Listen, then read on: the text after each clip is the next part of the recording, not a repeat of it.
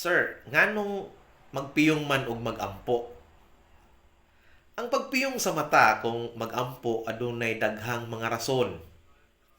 Og kini mahimong magkalahi-lahi depende sa kultura nato.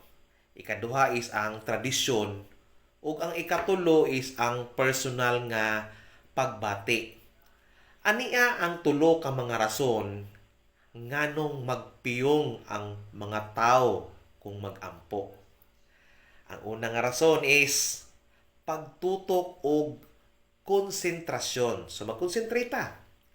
Ang pagpiyong makatabang sa pagminos sa mga distraction sa palibot. Labi na og saba kayo imong palibot, no? Ang ikaduha, pagpakita sa pagrespeto o paghinulsol.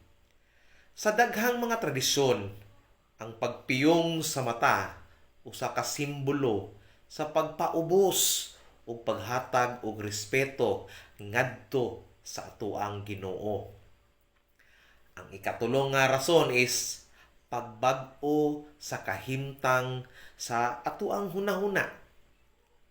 Ang pagpiyong makatabang sa pagbag-o sa atoang mental nga estado nga mag-andam sa hunahuna sa usa ka mas hilom o makahuluganon nga pakig-istorya sa Dios or sa atoang Ginoo.